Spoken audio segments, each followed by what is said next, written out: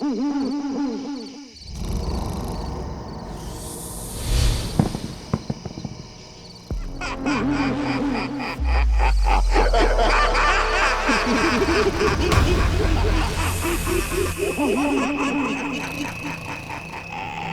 শুনছো?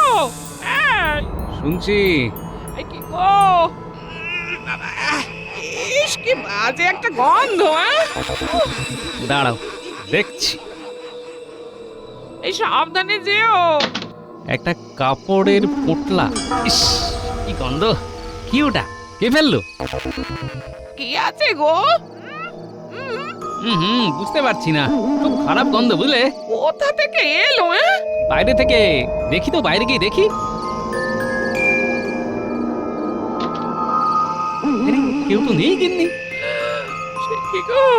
তাহলে তাহলে ওই রকম ভাবে হাসলো কে? আর ওই নোংরা জিনিসটা ফেললো কে?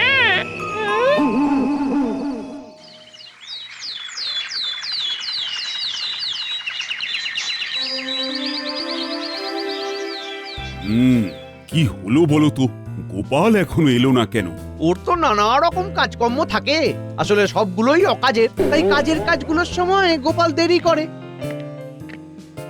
ওই তো গোপাল আসছে, কিন্তু গোপালকে এত বিধ্বস্ত দেখাচ্ছে কেন? কি গো গোপাল, কি হয়েছে?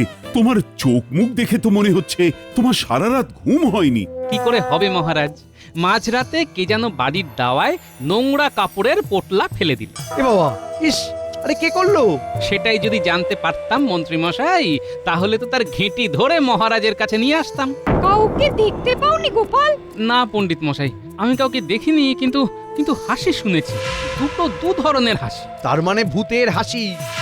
রাজ্যতীশী, এই সময় ভূতের হাসি শোনার কি ব্যাখ্যা হতে পারে?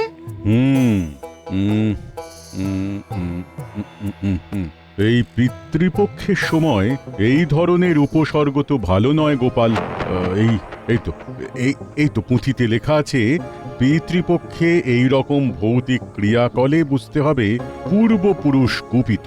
ও বাবা, ইস, কি হবে তাহলে? প্রতিকার তো আছে, আমাকে একটু দেখতে হবে। গোপাল, তুমি চিন্তা করো না, আমরা তো আছি, তোমার এই দোষকে ঠিক কাটিয়ে দেব। বাবা, মন্ত্রী মশাই যেন একটু বেশি ব্যস্ত বলে মনে হচ্ছে। এটাকে বলে উদ্ব্যস্ত। বাহ বাহ মন্ত্রী, বাহ! তোমার এই গোপালের প্রতি দরদ দেখে আমার খুব ভালো লাগছে। দরদ হবে না? কি বলছেন মহারাজ? গোপাল তো আমার সহকর্মী। এক সহকর্মী আর এক সহকর্মীর বিপদে পাশে দাঁড়াবে না মহারাজ? আহা, মন্ত্রীর কথা শুনে খুব আনন্দ পাচ্ছি। রাজ্যতীশী, কালকের মধ্যেই গোপালের প্রতিকার বার করে আনতে হবে। আমি চেষ্টা করব মহারাজ।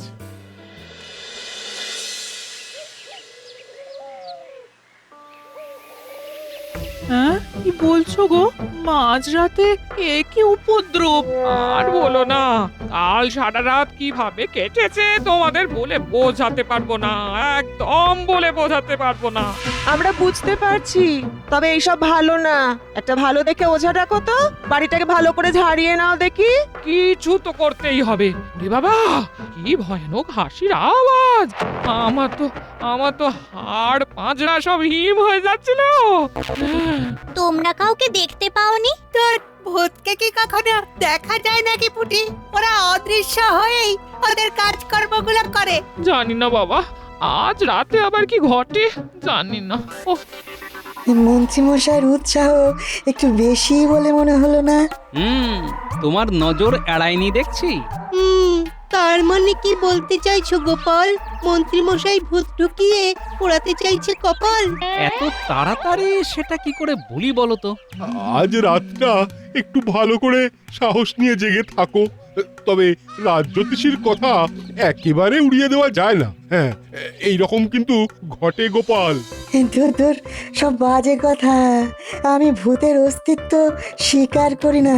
হ্যাঁ, ভূত আছে, আমিও মানি, দুরু দুরু বক্ষে। রাত্রিবেলা থাকতে পারি না কো মোটে অন্ধকার কক্ষে। ওটা তোমার মনে হচ্ছে, আমিও তো একা থাকি। কই, আমায় তো ভূত কিছু করে না। আমিও ভূত দেখিনি, কিন্তু অন্ধকার রাতে ওই মাঝে মাঝে কেমন যেন ওই ভয় পেয়ে যাই। গোপাল এক কাজ করো, চলো আমার বাড়ি, তোমাকে একটা মনের জোর বাড়ানোর ওষুধ দেব।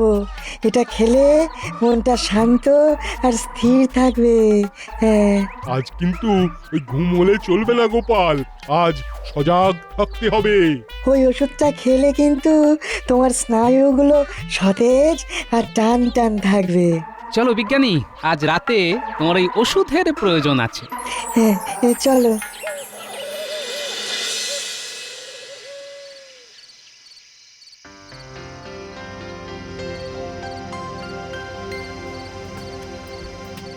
কি শুনছি মহারাজ, গোপালের বাড়িতে কাল কেউ ময়লা ফেলেছিল?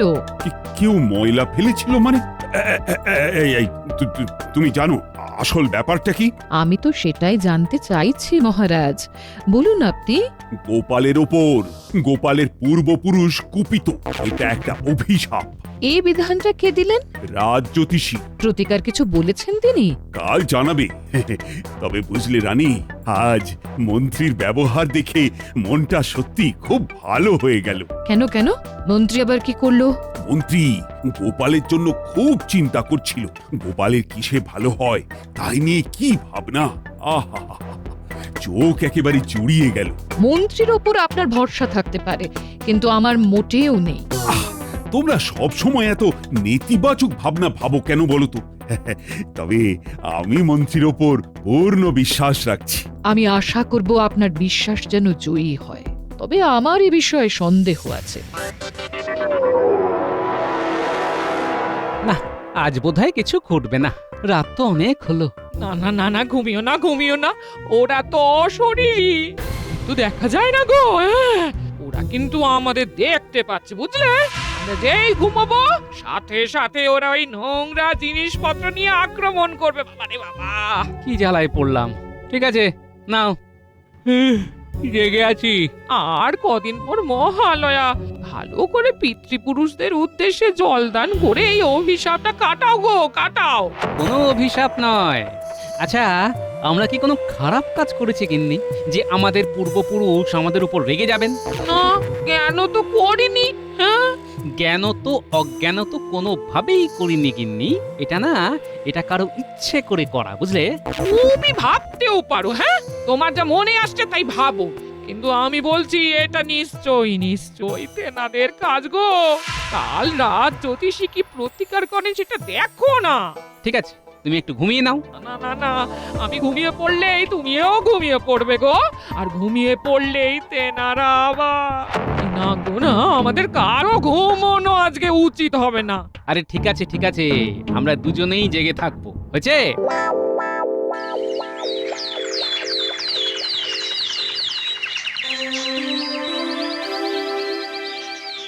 কাল সারা রাত দুজনে দু চোখের পাতা এক করতে পারিনি, কিন্তু কোথায় তিনারা? কেউ তো এলেন না।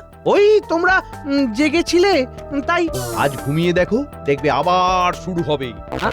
আচ্ছা, আপনি কি করে জানলেন? তেনারা কি আপনার কানে কানে বলে গেছে মন্ত্রীমশাই? এ তোমার কেমন কথা গোপাল, যে তোমাকে সব সময় সাহায্য করছে, তোমার কথা জিজ্ঞেস করছে, তার সাথে এই রকম কথা বলা উচিত নয়। আহা মহারাজ, গোপালের এখন মাথার ঘায়ে কুকুর পাগল অবস্থা, ওকে আর ভেবে বলছে। ওই তো রাজ জ্যোতিষী এসে গেছে। বলো জ্যোতিষী, প্রতিকারের কিছু ব্যবস্থা করতে পারলে? হ্যাঁ মন্ত্রী মশাই, প্রতিকারের ব্যবস্থা হয়েছে, কিন্তু সে খুব খরচ সাপেক্ষ। মহালয়ায় পিতৃতর্পণ করতে হবে ষোড়শ উপাচারে, তারপর পংক্তি ভোজন করতে হবে, তবেই ওই দোষ কাটবে। সে তো অনেক খরচা। গোপাল, খরচার কথা ভেবো না, আরে আমি তো আছি নাকি? না মহারাজ, এ এমন এক দোষ, এখানে গোপালকে নিজের পুজোর খরচ নিজেকেই বহন করতে হবে। সর্বনাশ, এ তো গোপালের পক্ষে অসম্ভব। কিচ্ছু করার নেই, এই দোষ থেকে পরিত্রাণ পেতে গোপালকেই তো সবকিছু করতে হবে। কি মন্ত্রী, কি করা যায় বলো তো? একটা উপায় বার করতে তো হবে। একটা উপায় আছে মহারাজ। বলো শুনি। গোপালকে বেতন থেকে অগ্রিম দিয়ে দিন, এরপর ওর বেতন থেকেই প্রতি মাসে কেটে নিন, ব্যাস সমস্যার সমাধান। মহারাজ, আমার সমস্যা নিয়ে আর কাউকে ভাবতে হবে না, আমি নিজেই চেষ্টা করছি। ষোড়শ উপাচার কথাটা মনে থাকে যেন। রাখবো রাজ জ্যোতিষী।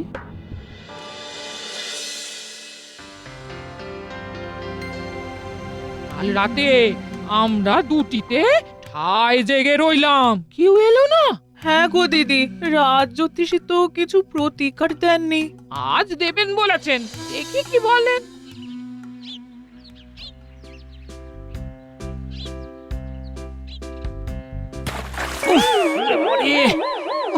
চোখ জ্বলছে, ইস কি গন্ধ!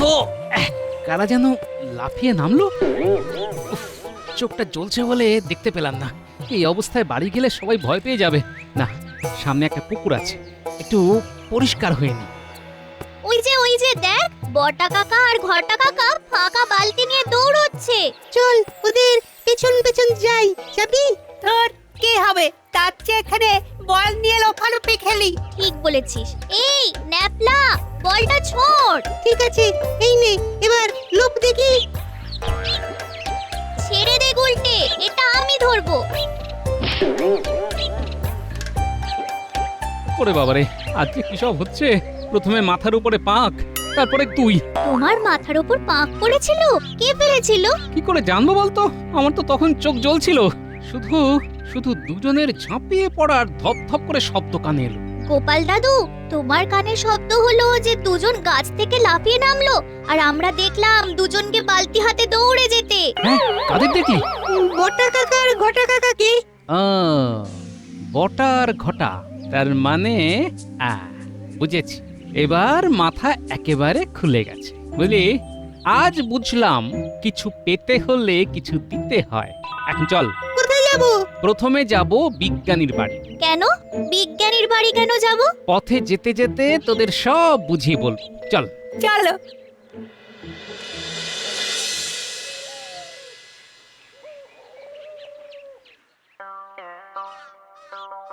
বিজ্ঞানী, বিজ্ঞানী,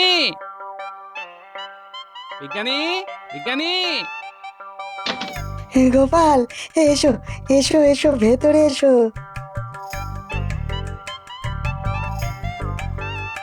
এ কি, তোমার জামা কাপড় ভিজে কেন? শোনো, দুটো ভূত আমার মাথায় পাক ফেলে দিয়েছে। ভূতগুলোকে কি মানুষের মতো দেখতে? হ্যাঁ, একদম বটা কাকা আর ঘটা কাকার মতো দেখতে। বাহ, তাহলে তো হয়েই গেল, কান তো হাতের কাছেই চলে এসেছে। এবার শুধু মাথাটাকে কায়দা করে ধরতে হবে। তাই তোমার সাহায্য দরকার বিজ্ঞানী। বলো, আমি তোমার কি সাহায্য করতে পারি? আমি তোমার তোমার ওই ওই ওই অদৃশ্য হওয়ার জামাটা নেব। নিশ্চয়ই নেবে, তোমাকে আমার অদেয় কিছুই নেই। ধন্যবাদ বলে তোমাকে আমি আর ছোট করব না। এই বন্ধুত্বে দুঃখিত বা ধন্যবাদ কিছুই বলা যায় না। হ্যাঁ হ্যাঁ।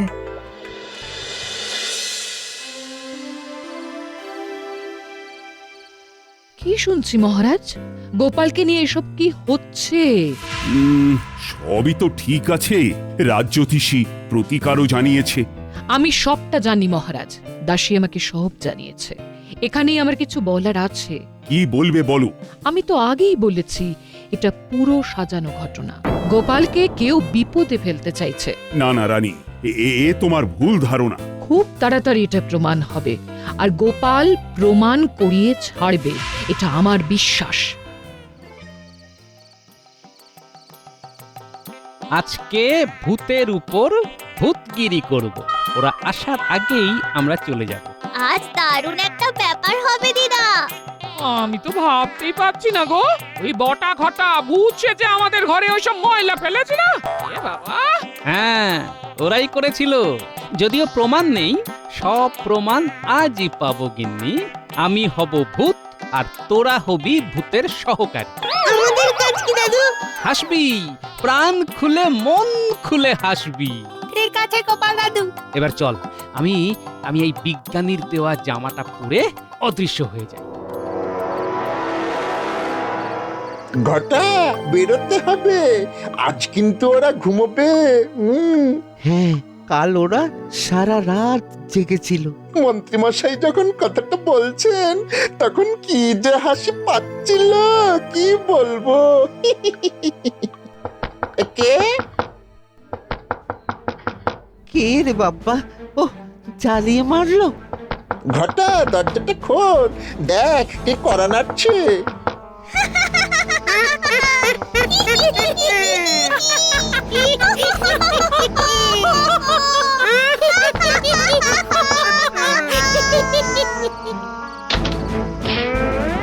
আরে বাবা, কে লাথি মারলো? আমাদের নিয়ে রসিকতা, ভূত নিয়ে রসিকতা, আবার এই পিতৃপক্ষের সময়ে। কে তুমি? তুমি নয়, আমাকে আপনি বল। আমি 4000 বছরের পুরনো ভূত। ভূত! ভূত! চুপ! এবার দেখ তোদের কি করি। ওরে বাবা রে, ছেড়ে দাও, আমাদের ঘাট হয়েছে। তোদের এই গোপালের পেছনে লাগতে কে বলেছে? মন্ত্রী মশাই, মন্ত্রী মশাই। উড়ি উড়ি, মন্ত্রী মশাই আমাদের গোপালের পেছনে লাগতে বলেছে। সত্যি, এতে আমাদের কিচ্ছু করার নেই, বিশ্বাস করুন। বিশ্বাস করতে পারি একটা শর্তে। কাল রাজসভায় সকলের সামনে সব স্বীকার করতে হবে। রাজি? রাজি, রাজি রাজি রাজি রাজি রাজি।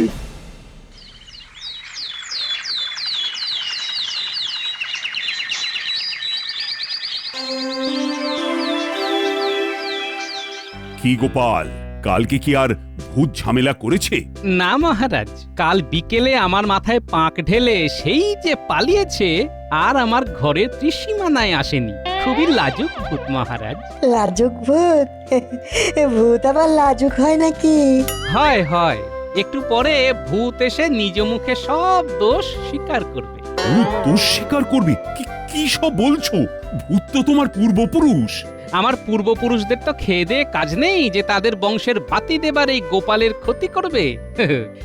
এই ভূতটা ঠিক ভূত নয়, বলা যেতে পারে অদ্ভুত মহারাজ। কিরকম হলো? ভূতের ব্যাপারটা কি শেষমেশ ঘেঁটে গেল নাকি? মহারাজ, এই বটা ঘটা আপনার সাথে দেখা করতে এসেছে। কি বটা ঘটা? তোমাদের কপাল ফুললো কি করে? মহারাজ, মহারাজ কাল রাতে আমাদের ভূতে ধরেছিল। সে কি কৃষ্ণনগরে কি ভূতের চাষ হচ্ছে নাকি? সে কি মার, দুজনের মাথা ধরে কি ঠোকাঠুকি। আমরা ভূতের কাছে কথা দিয়েছি, যা বলবো সত্যি বলবো। ঠিক আছে, যা বলার বলো।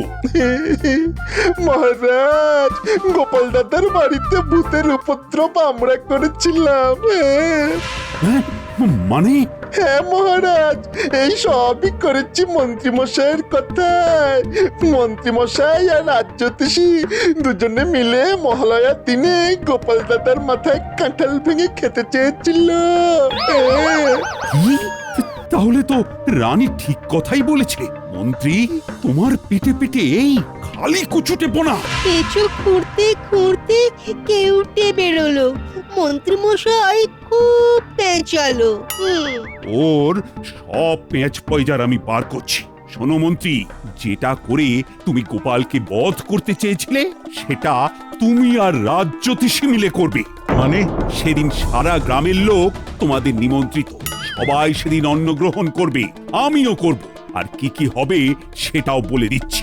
যাক, একদিন অন্তত গিন্নিকে আর হাত পুড়িয়ে রান্না করতে হবে না। মন্ত্রী মশাই আর রাজ্যোতিষী সবার দায়িত্ব নিয়ে নিয়েছেন। আমরা শুধু যাব আর খাবার খাবো। মহারাজ, আমি খুব দুঃখিত যে আপনার অনুমতি ছাড়া রাজসভায় প্রবেশ করলাম।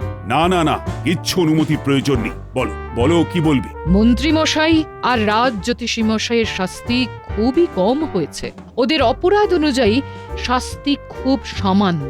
তুমি বলো, ওদের কি শাস্তি দেওয়া যায়? মহালয়া থেকে শুরু হবে, বিজয়া পর্যন্ত চলবে। গ্রামের সবাই পেট পুড়ে খাবে। রানীমা, রানীমা মরে যাব, মরে যাব। আমি অত বেতন পাই না রানীমা। এই অলক্ষণে মন্ত্রী মশাইয়ের জন্য আমার এই দশা। একেই বলে সুখে থাকতে ভূতে কিলোনো।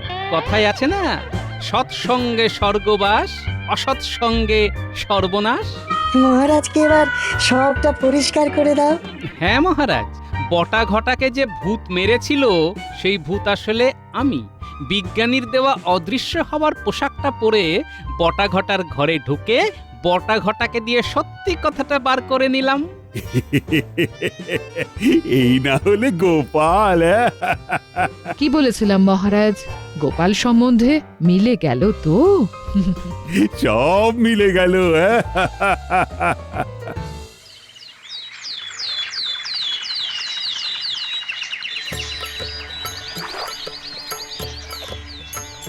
নিন এবার প্রণাম করুন।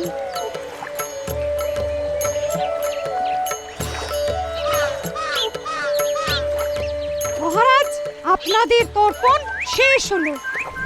মন্ত্রী, জল খাবারে লুচি আর আলুর দম দিয়ে শুরু করছো তো? সাথে আর কি আছে?